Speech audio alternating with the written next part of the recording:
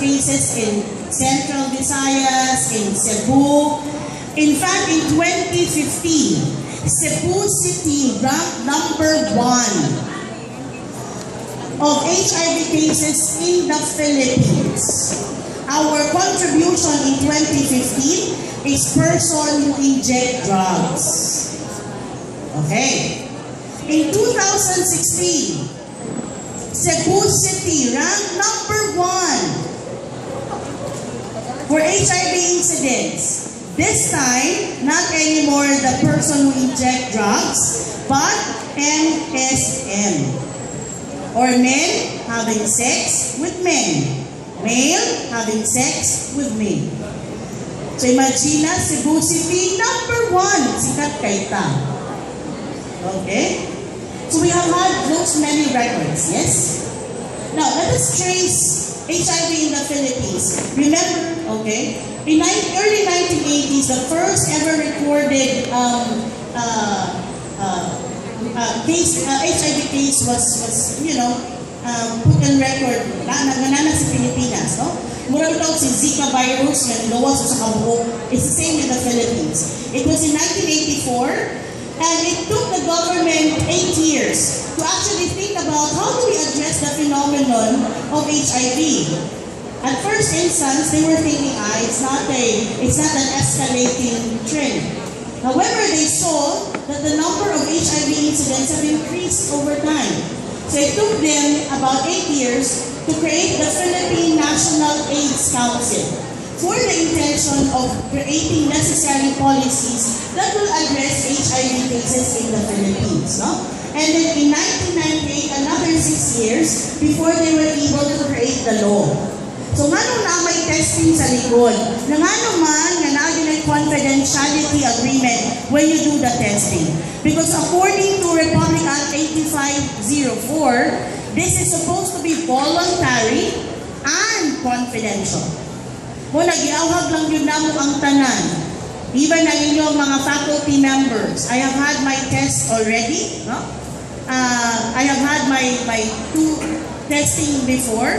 I will have to line up later on. Okay? We do encourage everyone for testing and early detection.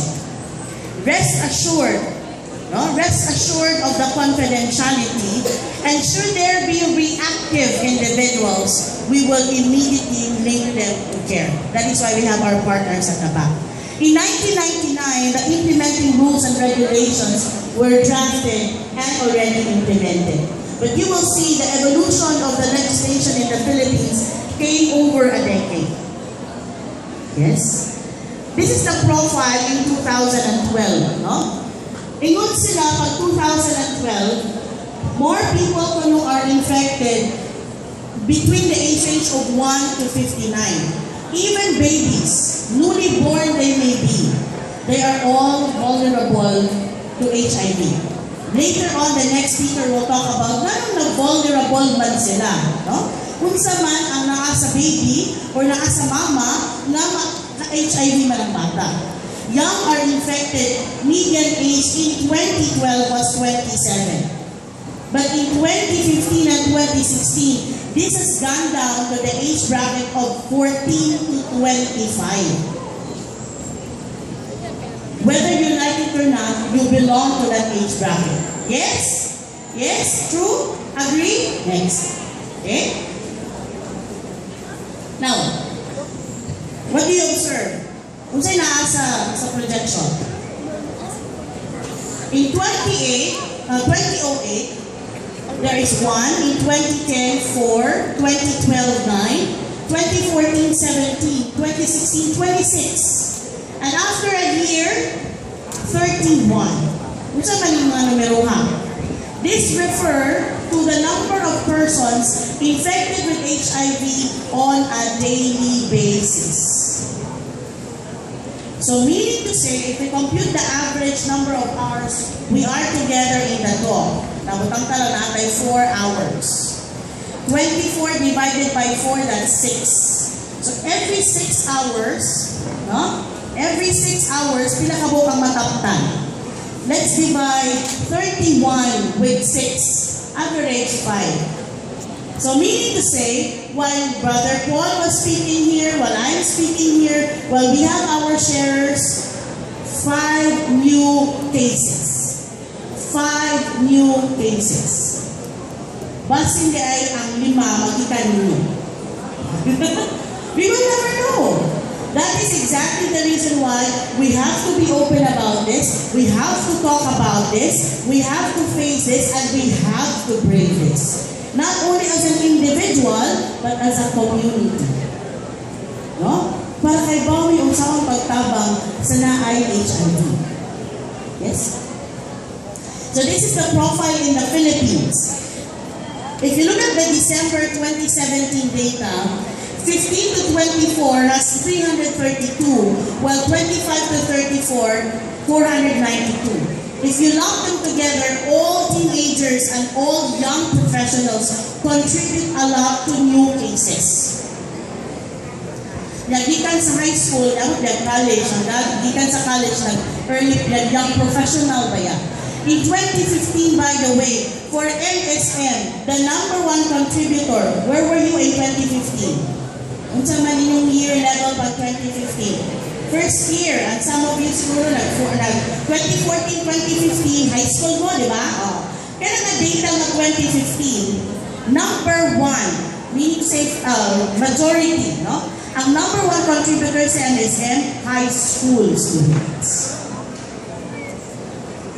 So imagine, if we are involved in a risky behavior, if we are engaged in a risky behavior at an early age, di good layo ang possibility na magka-HIV. Ang uban ay STI, no? Nailaylay mga sakit, mga syphilis, mga gonorrhea, o uban pa, ang mga laki na ay tulo, no? But eventually, this will serve as openings para mas daling makasunod ang virus. Okay? Reported death, by the way, in 2015, sa Isinta, Iloilo, people die of AIDS. People die of advanced stage of HIV, which we call AIDS. So it's real. Okay. Per region, sikat po ng Region 7. #1 is NCR. It's because of the volume of population. #2 is Vimaropa. That's for Region 4A. No? Because of tourism. So imagine how relatable it is for you. The influx of local and foreign tourists. But look at Region 7. We have this number to register. 74 or 7% is our contribution to the national data. But, ang naa sa Region 7 o naa sa Cebu, ang mga risky behavior among the young. So this is the distribution of HIV cases from 1984 to 2007 by age group. Let's look at your age group. Your age group is actually the purple. This is your age group. So moingon meninyo masalamat sa pag-contribute unsa man. Ha? The red one. The below 15, what's okay, 35. So ang atong mga faculty, na dili mo, no? Look at you, you're contributing so much, oh naman, you're so generous, guys. No? We want to deplete this number over time. We want to put it down to 0 as much as possible. So we have to allow people to get tested as often as possible. So look at the yellow one. That's the 2017 data. Wherever else you go, from January to December, everything in 2017 shoot up. So meaning to say, valid yun ang 31 new cases every day. Look at the transmission over time. It has escalated since 2007 until 2017. This is the time when the United Nations declared HIV and AIDS as a pandemic. And this is not something so far from us. This is actually with the possibility is with each and every one. Okay? So the number of cases of HIV in the Philippines, nanawag na pagsaka, over time. Yes? So you have here the first 4 years from 86 to 90, nabuhay siya ng saka, gagmay pa kaayo. But look at the last 10 years, what pa kaayo from 1997 to 2007. But look at the 2 years between 2007 to 2009. And from 2009 to 2011 or 12, less than 2 years, grabe ang iyang increase. And now, it's considered as an escalating trend. Okay? So we don't want you to contribute to this. So as much as possible, have yourself tested. Okay? Now, modes of transmission. Male to female sex, male to male sex, sex with both. Okay? It's a reality that there are persons who may have multiple partners. Huh? Na ako multiple cellphones, nasa multiple partners. Huh? Na kami wala ko may partner, na kami naka-multiple na. No? May sad no? So in terms of the mode of transmission, 55% is to male sex. Okay?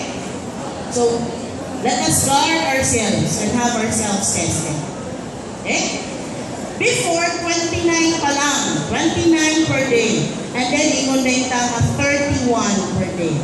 Okay? According to our Department of Health Secretary, HIV spread in the Philippines has shifted, rising among youth, men having sex with men. Bukod pa sa if sa una, ang trend with HIV infection happens among the elderly, like say late 30s to 40s to 50s, karon naana sa mga kabatanunan. The Philippines is ranked third after Afghanistan and Pakistan in 2016 as far as prioritizing HIV/AIDS programs. Okay? So here are some of the important facts. No? So I just like to impress that this is real. This is affecting you. This may be affecting your peers, your friends, and anybody else. Yes? Okay? Now, what about paano ako mag-i-insert si OFW? According to the fact sheet of the Department of Health, overseas Filipino workers also do contribute to the percentage of HIV cases. Moreover, OFWs are confronted with many vulnerabilities and risks because of the possible abuses they may encounter while in work. Now, I strongly emphasize this in this particular forum precisely because most of you may want to live and work abroad. Kasi kailangan mo work abroad. Sila? Shy pa yun mo? No? This is precisely a fact that we have to recognize. No?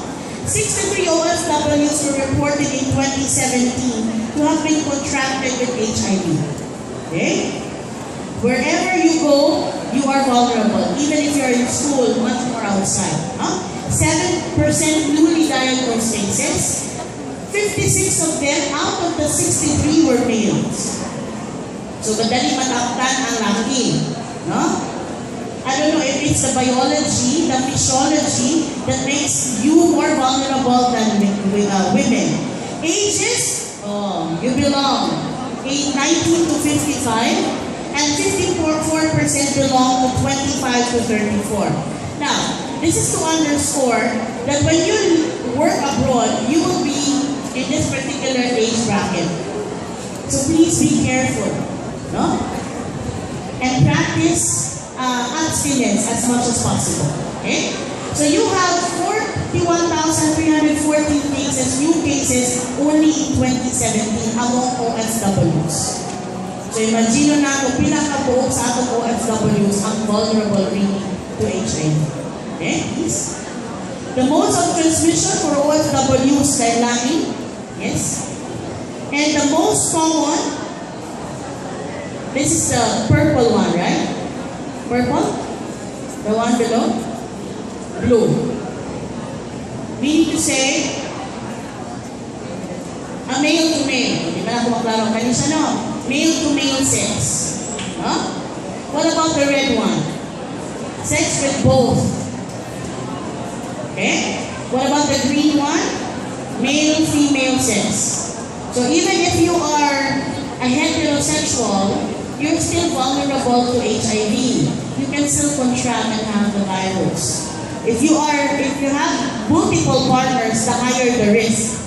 But for male to male, mas taas yun siya, even among OFWs.